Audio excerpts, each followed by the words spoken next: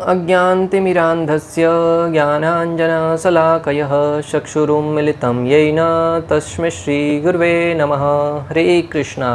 आज गीता श्रृंखला के सत्र क्रमांक 182 में आप सभी भक्तों का हार्दिक स्वागत है। आज हम श्रीमद् भगवद गीता के 5वें अध्याय के जो कि है कर्म योग, कृष्ण भावना भावित कर्म, श्लोक क्रमांक 14 का अध्ययन करेंगे। तो आइए, श्लोक इस प्रकार है।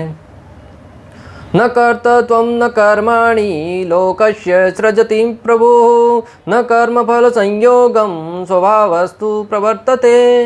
अर्थात शरीर रूपी नगर का स्वामी देहधारी जीवात्मा न तो कर्म का सृजन करता है, न लोगों को कर्म करने के लिए प्रेरित करता है, न ही कर्म फल की रचना करता है। यह सब तो प्रकृति के गुणों द्वारा ही किया जाता है। तो यहाँ पर भगवान श्री कृष्ण है वो प्रकृति के गुणों का वर्णन कर रहे हैं कि प्रत्येक कार्य जो हमें लगता है कि हम कर रहे हैं, पर वास्तव में वह भगवान की शक्ति है, प्रकृति उसके तीनों गुणों द्वारा संपन्न होता है। जीव अहंकार के वशीभूत होकर, हम पहले 3.27 में पढ़ चुके हैं, प्रकृत्य क्रियमाणानि गुणे कर्माणि सर्वशः अहंकार विमूढ़ आत्मा कर्ता अहम इति मन्यते। जो बद्ध जीव है, अहंकार के वशीभूत होकर, जीवात्मा अहंकार के प्रभाव से मोहग्रस्त होकर अपने आप को समस्त कर्मों का कर्ता मान बैठता है, जबकि वास्तव में वे सब प्रकृति के तीनों गुणों द्वारा संपन्न किए जाते हैं। जो जीव है वो अहंकार के वशीभूत होकर कि मैं इस शरीर से संबंधित व्यक्ति जब अज्ञान में रहता है तो अहंकार उत्पन्न होता है। जब जीव के अंदर अज्ञान व्याप्त हो जाता है तो वो अहंकार में आ जाता है। अज्ञान कौन सा? अपना वास्तविक अस्तित्व भूल जाना कि मैं भगवान का अंश हूँ, और मैं अंश होने के नाते जब तक भगवान की सेवा में नहीं लगूंगा तब तक सुखी नहीं रह पाऊंगा।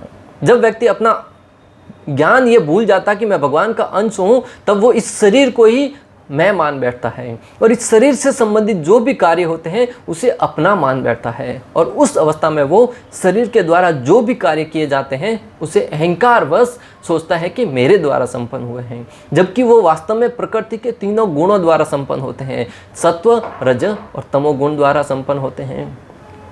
प्रकृति के तीन गुण कौन से हैं? सत्व, रज और तमोगुण। जो सत्व गुण में स्थित है व्यक्ति, वो आध्यात्मिक स्तर पर रहकर आध्यात्मिक कार्य करता है।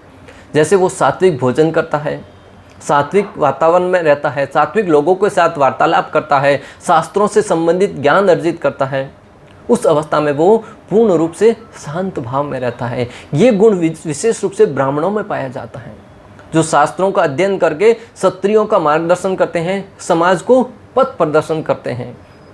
उसके लिए उनको सात्विक भोजन करना अनिवार्य है। दूसरा है रजोगुणी। रजोगुण है वो क्षत्रियों में विशेष रूप से विद्यमान रहता है। रजोगुणी व्यक्ति है वो तृष्णा उसके अंदर बहुत रहती है, कृष्णा नहीं रहते हैं, तृष्णा रहते हैं। जो सत्वगुण में है उसमें कृष्णा रहते हैं, और जो रजोगुणी है उसमें तृष्णा रहती है, आधिपत्य जमाने की भावना। हमेशा किसी भी वस्तु को अपना बनाने के लिए हमेशा संघर्षपूर्ण रहेगा। अपनी शक्ति से, अपने सामर्थ्य से दूसरों के साथ प्रतिद्वंद्विता करते हुए, अनेक प्रकार से प्रतियोगिता में हिस्सा लेते हुए हमेशा कुछ न कुछ प्राप्त करना चाहता है। अपने वश में करने की प्रवृत्ति रहती है, उसमें हमेशा जिज्ञासा बनी रहती है, मैं ये प्राप्त करूंगा, मैं ये प्राप्त करूंगा। जबकि जो सत्वगुण में वो हमेशा संतुष्ट रहता है। और तीसरा है तमोगुणी। तमोगुणी व्यक्ति आलस्य से युक्त रहता है। भक्तों, आप जानते होंगे बहुत सारे लोगों को जो घंटों घंटों सोए रहते हैं, घंटों तो छोड़ो कई दिनों तक सोए रहते हैं। एक बार एक व्यक्ति 7 दिन 7 रात तक सोता ही रहा। दिन में एक बार जगता था, कुछ खा लेता था, फिर वापस सो जाता था। उसके माता पिता घर से बाहर गए हुए थे, व्यक्ति 7 दिन 7 रात तक घर पे सोता ही रहा। भक्तों, कल्पना कीजिए उसने कितनी बड़ी उपलब्धि हासिल करी है। हम तो 7 घंटे सो जाए तो भी बड़ी बात है, 7 घंटे के बाद तो स्वतः ही नींद खुल जाती है। जैसे ही सूर्य उदय होता है, नींद है वो अपने आप खुल जाती है। परंतु वो व्यक्ति 7 दिन 7 रात तक सोता रहा। भक्तों, कितना तमोगुण में प्रवृत्त हुआ रहेगा। तमोगुणी व्यक्ति है वो हमेशा आलस्य से युक्त रहता है। किसी भी कार्य को करने के लिए कोई भी इच्छा नहीं होती उसके अंदर कि कुछ प्राप्त करूं। स्वतः कुछ बैठे बैठे कुछ प्राप्त हो गया तो उसको स्वीकार कर लेता है। अजगर वृत्ति, अजगर की भांति कोई प्रयास करने का उसमें कोई मादा नहीं रहता, जज्बा नहीं रहता है भक्तों। श्रील प्रभुपाद लिखते हैं कि जीव तो परमेश्वर की शक्तियों में से एक है, किंतु वो भगवान की अपरा प्रकृति हैं जो पदार्थ से भिन्न है। जीव है वो भी भगवान की अनेक शक्तियों में से एक शक्ति है। जैसे प्रकृति भगवान की शक्ति है, जीव भगवान की शक्ति है, ये सृष्टि है वो भगवान की शक्ति है, ऐसी अनेक शक्तियां हैं, उसमें जीव है वो भी भगवान की एक शक्ति है जो अपरा प्रकृति जो पदार्थ से भिन्न है। भगवान की मुख्य शक्तियां हैं अंतरंगा, बहिरंगा और तटस्थ शक्ति। भगवान की 3 मुख्य शक्तियां हैं, अंतरंगा शक्ति, बहिरंगा शक्ति और तटस्थ शक्ति। जो जीव है वो तटस्थ शक्ति में आते हैं। और अंतरंगा शक्ति कौन है? श्रीमती राधा रानी। और बहिरंगा शक्ति दुर्गा देवी, जो सृष्टि का देख रेख करती है। जो राधा रानी के संपर्क में आ जाता है भक्तों, वो राधा रानी उसे भगवान श्री कृष्ण की अहेतु की भक्ति प्रदान करती है। इसलिए जो भक्तगण है वो राधा रानी से विशेष रूप से कई प्रार्थनाएं करते हैं कि हे भक्ति प्रदानी, हे राधे, हमें भगवान श्री कृष्ण के श्री चरणों की सेवा प्रदान करो। राधा रानी के वश में है पूर्ण रूप से भगवान। भक्तों, भगवान श्री कृष्ण है वो हमेशा दूसरों के द्वारा प्राप्त करने के लिए पूजे जाते हैं। भगवान श्री कृष्ण को प्राप्त करने के लिए अनेक साधुगण हैं, तपस्वी गण हैं, कई वर्षों तक तपस्या करते हैं ताकि ध्यान में भगवान को प्राप्त करें, श्री कृष्ण के श्री चरणों के दर्शन कर सकें। परंतु भगवान श्री कृष्ण है वो राधा रानी को प्रसन्न करने के लिए हमेशा लालायित रहते हैं। क्यों? राधा रानी है वो भक्ति की प्रतीक है और भगवान श्री कृष्ण है वो भक्ति के वश में है।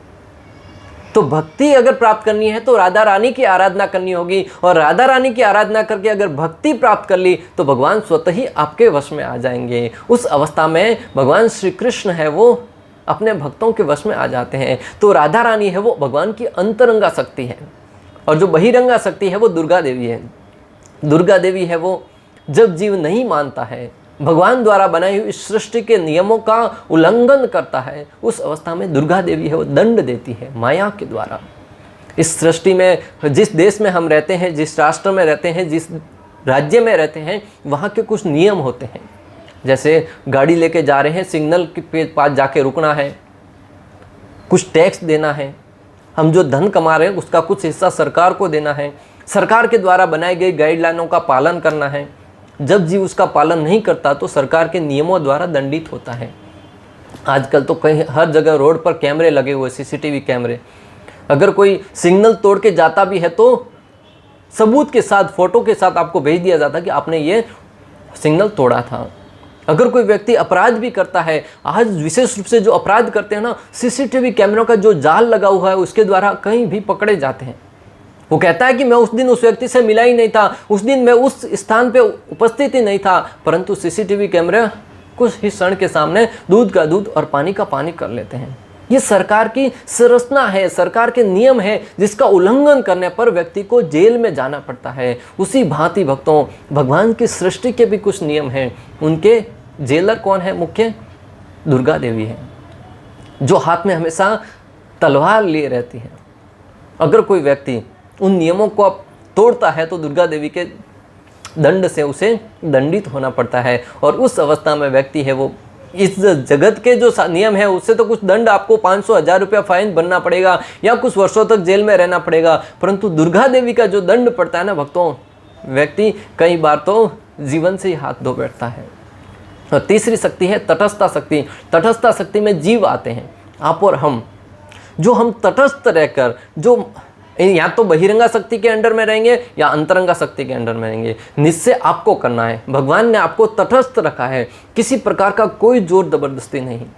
जीव जैसा चाहता है वैसा, जैसी शरणागति स्वीकार कर सकता है। अगर आप स्वेच्छा से श्रीमती राधा रानी के शरणों में जाकर भक्ति स्वीकार करते हैं, तब तो दुर्गा देवी के प्रहार से आप बच जाएंगे, क्योंकि भगवान श्री कृष्ण के सानिध्य में आप जा रहे हैं।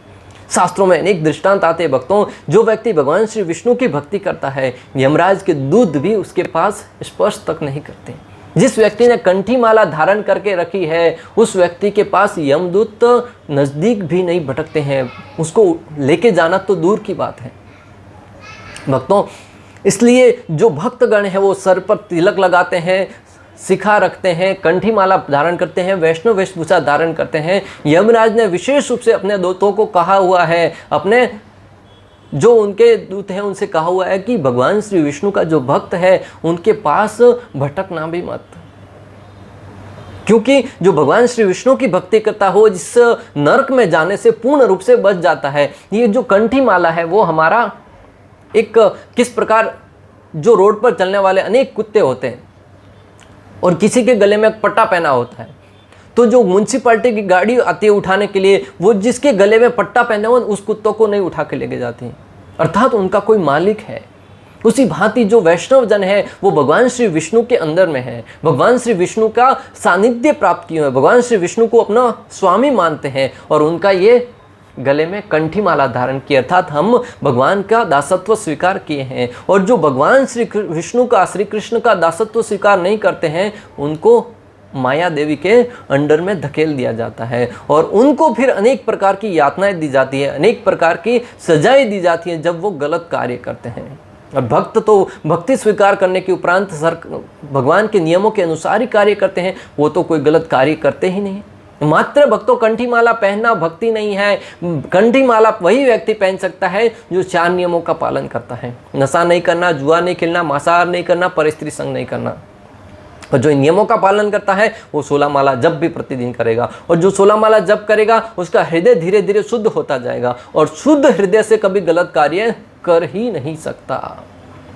इसलिए अभी आपके ऊपर निर्भर है कि आप किसके शरण में जाना चाहते हैं। आप तटस्थ हैं पूर्ण रूप से। अगर आप माया देवी के संरक्षण में, अगर आप राधा रानी के संरक्षण में चले जाते हैं अंतरंगा शक्ति के, तब माया देवी से बच जाएंगे। आप अगर उनके शरण में नहीं गए तो फिर माया देवी के शरण में जाना पड़ेगा और उस अवस्था में फिर अनेक प्रकार के दंडों का वर्णन अनेक शास्त्रों में आता है, गरुड़ पुराण में आता है, और कि जो व्यक्ति गलत कार्य करते हैं उनके दंडों की सजा क्या है।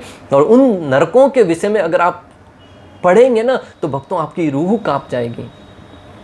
आपके हमारे हाथ में थोड़ी सी चोट लग जाती है या कभी जल जाता है तो हम दर्द के मारे कर्रा उठते हैं। और जब व्यक्ति को गरम गरम उगलते हुए तेल के अंदर डालकर उसको भुना जाएगा तब उसकी क्या स्थिति होगी। और इस अवस्था में तो हमारा अगर शरीर कट जाए तो हम मृत्यु को प्राप्त हो जाते हैं। वहाँ पे ऐसा विशेष शरीर प्रदान किया जाता है जिसमें व्यक्ति की मृत्यु भी नहीं होती, मात्र कष्ट सहने पड़ते हैं, मात्र दुख सहने पड़ते हैं। जीव को तटस्थ इसलिए कहा गया है क्योंकि हमारे पास स्वतंत्रता है कि हम किसी की भी सेवा में लग सकते हैं, बहिरंगा या अंतरंगा। इस जगत में रहने वाले बद्ध जीव हैं वो बहिरंगा शक्ति के नियंत्रण में रहते हुए उनकी सेवा करते हैं।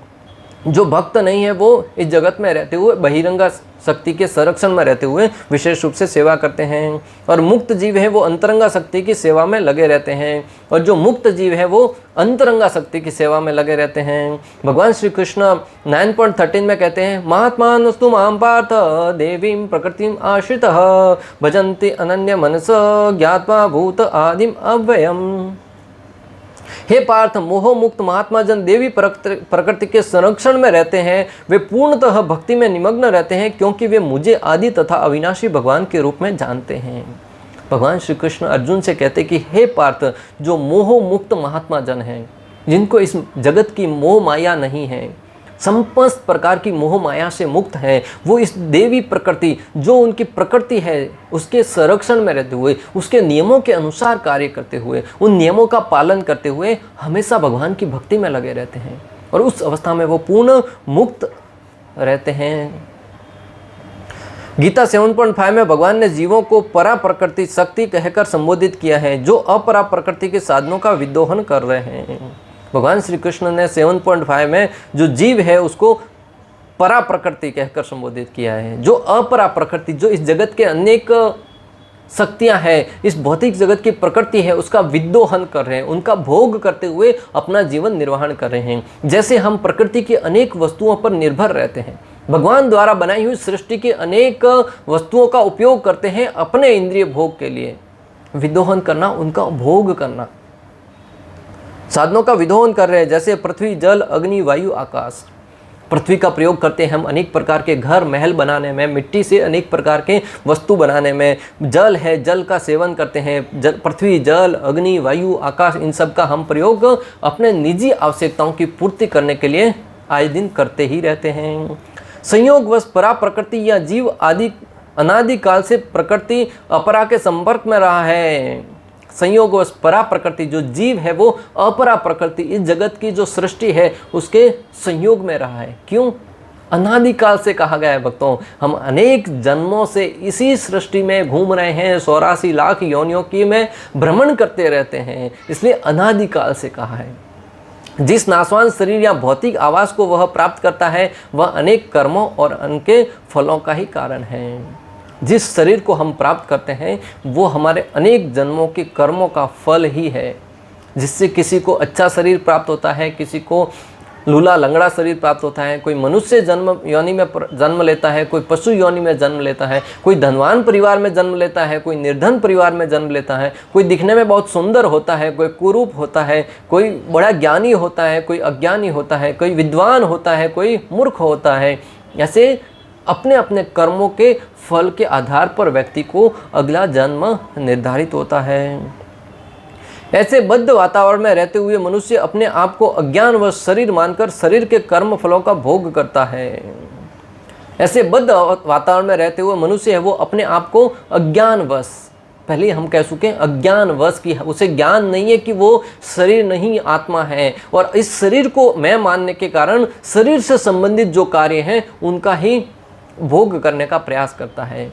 जिस प्रकार एक बार एक व्यक्ति ने बड़ी महंगी सी गाड़ी खरीदी, 1-2 करोड़ की गाड़ी खरीदी, गाड़ी को लेके आया, घर के बाहर रखा ही था कि किसी ने उसके ऊपर आके नाम लिख लिया, अपना नाम लिख लिया। भक्तों, साधारण क्या लोग हैं वो जहाँ भी जाते हैं अपना नाम लिखने में बड़े माहिर हैं। किसी पहाड़ पर भी चढ़ जाएंगे ना, या तो अपनी पत्नी का अपना नाम, आई लव यू फलानी फलानी नाम लिख के आ जाते हैं, या कहीं टॉयलेट में जाकर भी अपना नाम लिख के आ जाते हैं, किसी पहाड़ के पीछे जाकर भी अपना नाम लिख के आ जाते हैं। जहाँ कहीं देखो अपना नाम लिखना लोगों को बड़ा प्रिय होता है। तो उस व्यक्ति ने उस गाड़ी के ऊपर भी अपना नाम लिख लिया। तो उस व्यक्ति जिसकी गाड़ी थी अभी 2 करोड़ दे के खर्चा करके लेके आया था, वो इतना क्रोधित हुआ उसके ऊपर कि उसके ऊपर बहुत ही धारदार हथियार से हमला कर दिया। उस अवस्था में उसे जेल हो गई। भक्तों, वो गाड़ी लाई थी खरीद के, परंतु उसका भोग नहीं कर पाया। कारण उस गाड़ी से उसको आसक्ति हो गई कि ये मेरी वस्तु है, और उस वस्तु को अगर किसी ने नुकसान पहुंचाने का प्रयास किया तो उस व्यक्ति को ही उसने नुकसान पहुंचा के उसको मृत्यु के घाट उतार दिया। ये अज्ञानता के कारण हुआ। अगर उसके अंदर ज्ञान होता कि मैं शरीर नहीं, मैं आत्मा हूं, और आत्मा का पोषण क्या है? भगवान का नाम। मैं ये शरीर मिला है मात्र आत्मा को पोषण देने के लिए, शरीर के माध्यम से मैं तंदुरुस्त रहूंगा। गाड़ी खरीदी है, ठीक है, मेरी सेवा में उपयोग होगा। किसी ने नाम लिख लिया तो उसको साफ कर देंगे, परंतु ऐसा जघन्य अपराध नहीं करता, किसी की हत्या नहीं करता। अगर हत्या करिए तो फिर वो जीवन भर जेल में चढ़ता रहेगा, फिर न तो इस शरीर का भोग कर पाएगा, न उस गाड़ी का भोग कर पाएगा, और वो अपने कर्मों का फल तो अगले जन्म में निश्चित रूप से मिलेगा। इसलिए व्यक्ति को सर्वप्रथम ज्ञान अर्जित करना कि हु एम आई, मैं कौन हूँ। जब व्यक्ति को मालूम पड़ेगा कि वो कौन है, शरीर नहीं आत्मा है, तभी वो सचेत रहकर कोई और ज्ञान अर्जित कर पाएगा। अनंत काल से अर्जित यह अज्ञान ही शारीरिक दुख का कारण है। भक्तिविनोद ठाकुर भगवान से प्रार्थना करते हुए एक भजन गाते हैं। भक्तिविनोद ठाकुर है वो भगवान से प्रार्थना करते हुए अनादि कर्म फले भजन गाते हैं, जिसमें वो भगवान से प्रार्थना करते हैं, अहो मैं अनादि काल से अनंत कर्मों के फल से इस संसार रूपी सागर के जल में पड़ा हुआ हूँ, तथा इससे पार होने के उपाय नहीं देख रहा हूँ। इस संसार के विषय रूपी विषय मेरा हृदय दिन रात जल रहा है, एक क्षण के लिए भी मेरे मन को शयन नहीं है। जो भक्तिविनोद ठाकुर है, भक्ति में इतना प्रगति क्यों है? वो भगवान से असहाय भाव में ऐसा प्रार्थना कर रहे हैं कि मेरा शरीर है वो, मेरा मन है, मेरा हृदय है वो पूरा दिन जलते रहता है, ईर्ष्या से, द्वेष से, लोभ से, अनेक प्रकार की लालसाओं से मेरे कोई भी सहारा मुझे नजर नहीं आ रहा है। सैकड़ों प्रकार की सांसारिक आकांक्षाएं, बंधन मुझे निरंतर क्लेश प्रदान कर रहा है। सैकड़ों प्रकार की सांसारिक आकांक्षा है, अनेक प्रकार की वस्तुओं का भोग करने की इच्छा है, वो मुझे कष्ट प्रदान कर रही हैं। उस पर भी प्रवृत्ति रूपी लहरें खेल रही हैं, अर्थात नाना प्रकार के विषयों के भोगने की इच्छाएं और भी कष्ट प्रदान कर रही हैं, और उसके ऊपर भी अनेक प्रकार के विषयों का भोग करने की इच्छाएं हैं वो मुझे आए दिन तड़पाती रहती हैं। मैं भोग करना चाह रहा हूँ परंतु भोग नहीं कर पा रहा हूँ और वो दुख मुझे सताता रहता है। काम, क्रोध, लोभ, मोह आदि स डकैत मुझे भयभीत कर रहे हैं। जो 6 प्रकार के डकैत हैं, काम, क्रोध, लोभ, मोह, ये मुझे हमेशा भयभीत करते रहते हैं। डकैत होते हैं वो अक्सर जीवन में मनुष्यों को डराते रहते हैं, उनका कुछ ना कुछ लूटने का प्रयास करते हैं। उसी प्रकार जो काम, क्रोध, लोभ, मोह, ये 6 प्रकार के डकैतों की उपमा दे रहे भक्तिविनोद ठाकुर, वो हमेशा मुझे सताते रहते हैं, मुझे डराते रहते हैं, धमकाते रहते हैं। तथा अब तो मेरा जीवन भी समाप्त होने वाला है, और अभी तो मेरा जीवन भी समाप्त होने वाला है। मैं क्या करूं भगवान? ज्ञान व कर्म रूपी 2 ठगों ने मेरा सब कुछ परमार्थ लूट लिया है। ज्ञान व कर्म रूपी 2 ठग हैं, उनको कहा गया कि लुटेरे, और ज्ञान और कर्म को कहा कि मेरे ठग हैं जिन्होंने मेरा सब कुछ लूट लिया है, तथा अंत में इस भवसागर के जल में फेंक दिया है, और अंत में मुझे इस भवसागर रूपी जल में फेंक दिया है। अतः हे कृष्ण, आपको कृपा के सागर हैं, अब ऐसी स्थिति में आप ही मेरे एकमात्र बंधु हैं। हे कृष्ण, आप तो कृपा के सागर हैं, अपने भक्तों पर कृपा करने वाले हैं, मेरे एकमात्र रक्षा के आश्रय आप ही हैं। कृपा करके मुझे बलपूर्वक इस भव सागर से उठा लीजिए, कृपा करके बलपूर्वक मुझे इस भवसागर से उठा लीजिए, आपके सिवा मेरा कोई सहारा नहीं है। भक्तिविनोद ठाकुर कहते हैं, हे दया, मैं अपने इस पतित किंकर को अपनी शरण धूलि बनाकर आश्रय प्रदान कीजिए, क्योंकि मैं आपका नित्य दास हूँ, परंतु माया के फंदे में फंसकर मैं आपको भूल गया हूँ। हे भगवान, हे कृपा सिंधु, हे करुणा के सागर, हे दयानिधि, अपने इस दास पर कृपा करके मुझे इस भव सागर में डूबते हुए को उठा लीजिए। मैं आप ही की कृपा पर आश्रित हूँ। मैं अज्ञानता के कारण इस लोक में अपनी स्वयं की इंद्रिय तुष्टि करने के लिए, आधिपत्य जमाने के लिए आपसे विद्रोह करके आ तो गया, परंतु अभी मुझे अपनी वास्तविक स्थिति के बारे में ज्ञात हो गया है, इसलिए मैं आपसे प्रार्थना कर रहा हूँ, मुझ पर कृपा करो अपना दास समझकर। ज्यों ज्यों जीव शरीर के कार्यों से पृथक हो जाता है, त्यों त्यों वह कर्म बंधन से भी मुक्त हो जाता है। जैसे जैसे जीव है वो इस शरीर के कार्यों से पृथक होता जाता है, त्यों त्यों वो बद्ध अवस्था से मुक्त होता जाता है। भक्तों, जिस प्रकार एक नारियल होता है, वो नारियल लीला होता है, जब और तब तो उसके अंदर मलाई है वो नारियल से चिपक के रहती है, जो नारियल काटने वाला बड़ी मुश्किल से उसके अंदर से निकालता है, परंतु जैसे जैसे परिपक्व होता जाता है, पकता जाता है, उसकी अवस्था है वो पकती जाती है, उस अवस्था में परिपूर्ण परिपक्व होता है, तो अंदर से नारियल है वो, उससे जो ऊपर का कवर होता है उससे अपना चिपका हुआ रहता है, वो छूटने लगता है, फिर वो अंदर नारियल है वो पूर्ण स्वतंत्र रहता है। उसी भांति जैसे जैसे व्यक्ति परिपक्व होता जाता है ज्ञान के द्वारा, अनेक प्रकार के अनुभूतियों के द्वारा, वैसे वैसे वो परिपक्व होता जाता है और इस शरीर रूपी देह से पूर्ण रूप से धीरे धीरे मुक्त हो जाता है, और फिर वो भवबंधन से मुक्त होकर भगवत धाम जा जाता है। शरीर के कार्यों से पृथक होने का अर्थ है कोई भी कार्य शारीरिक भोग के लिए न करके श्री कृष्ण की सेवा के लिए करना। शरीर से पृथक होने का अर्थ है भक्तों, कोई भी कार्य अपनी इंद्रिय तुष्टि के लिए न करके भगवान श्री कृष्ण की सेवा के लिए करना, भगवान की प्रसन्नता के लिए करना। इस शरीर द्वारा अगर हम भोग करने का प्रयास करेंगे तो ये हमारे कर्म फल का कारण बनेगा, और फलस्वरूप हम अनेक योनियों में भ्रमण करते रहेंगे, कभी कुत्ता, कभी बिल्ली, कभी ऊंट, कभी गधा, ऐसे अनेक योनियों में भ्रमण करना पड़ेगा। अगर हम निरंतर इस शरीर के द्वारा भोग करने की आशा रखेंगे, सेवा की बजाय भोग करने की आशा रखेंगे, तो अनेक योनियों में हमें भ्रमण करना पड़ेगा, जन्म मृत्यु जरा व्याधि के चक्रों में घूमता रहना पड़ेगा, कभी मनुष्य, कभी पशु, कभी अनेक प्रकार के कीट पतंगे, उन सब शरीरों में भ्रमण करते करते हम असहाय दुख में लिप्त रहेंगे। जब हम अनेक जन्म लेंगे तो अनेक रिश्ते भी बनाने पड़ेंगे और उन रिश्तों के टूटने पर भी दुख होगा। जब हम अनेक जन्मों से होकर गुजरते रहेंगे, अनेक जन्म लेंगे तो उसमें अनेक रिश्ते भी बनाने पड़ेंगे, और उस रिश्तों के टूटने पर अनेक प्रकार का विरह होगा, दुख होगा, कष्ट होगा, अनेक प्रकार की यातनाएं होगी। जैसे हमारे से कोई अपना संबंधी भी छूट जाता है तो हमें रोना आता है, कई दिनों तक व्यक्ति सदमे में चला जाता है। अभी एक गांव में एक व्यक्ति है, उसकी अकाल मृत्यु हो गई, 25-28 साल की उम्र में उसकी मृत्यु हो गई।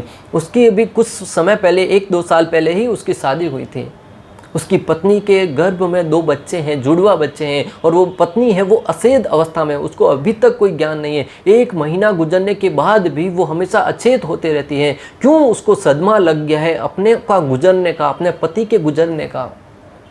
तो इस प्रकार जब अपना कोई गुजर जाता है भक्तों, तब व्यक्ति है वो पूर्ण रूप से टूट जाता है। उसके मानसिक पर कुछ ऐसा छाप पड़ जाती है जो उसे भुला नहीं पाता है। जैसे ही उसका स्मरण हो आता है वो अपना आपा खो बैठता है। जब तक जीव शरीर रूपी नगर में निवास करता है तब तक वह इसका स्वामी प्रतीत होता है, किंतु वास्तव में वह न तो इसका स्वामी होता है और न इसके कर्मों तथा फलों का नियंता ही है। जब तक शरीर व्यक्ति है वो इस 9 द्वार वाले नगर में रहता है, इस 9 द्वार वाले नगर में 2 आँख, 2 कान, 1 जिह्वा, 1 मुख और 1 जन्नांग और 1 गुदा, उन सब 9 द्वार वाले शरीर में जब तक व्यक्ति रहता है तब तक वो लगता है कि वो इस शरीर के द्वारा भोग कर रहा है, परंतु वास्तव में वो भोग नहीं कर रहा है। अनेक प्रकार की यातनाएं सहन करता हुआ प्रतीत हो रहा है। वह तो इस भवसागर के बीच जीवन संघर्ष में रत प्राणी है। सागर की लहरें उसे उछालती रहती हैं, किंतु उन पर उसका वश नहीं चलता। उसके उद्धार का एकमात्र साधन है कि दिव्य कृष्ण भावनामृत द्वारा समुद्र के बाहर आए। इसी के द्वारा समस्त अशांति से उसकी रक्षा हो सकती है। वो तो समुद्र में मात्र समुद्र की लहरों के द्वारा धक्का खाता हुआ प्रतीत हो रहा है। कभी लहरें बाहर उठा के फेंकती है, कभी वापस उठा के अंदर घसीट लेती हैं। वो अपनी इच्छा से उससे बाहर नहीं निकल पाता है। अगर उससे बाहर निकलना है तो श्री कृष्ण के शरण रूपी नाव को ग्रहण करना होगा। उस अवस्था में वो इस भव सागर से बाहर निकल पाएगा और अपने जीवन का कल्याण कर पाएगा। इस प्रकार श्लोक क्रमांक 14 का भक्ति वेदांत तात्पर्य पूर्ण हुआ। अंत तक हमारे साथ बने रहने के लिए आप सभी को हृदयपूर्वक, प्रेम पूर्वक बहुत बहुत धन्यवाद। श्रील प्रभुपाद की जय। श्री श्री राधा गोपीनाथ भगवान की जय। श्रीमद् भगवद गीता की जय। हरे कृष्णा कृष्ण कृष्ण हरे हरे, हरे राम राम राम हरे हरे।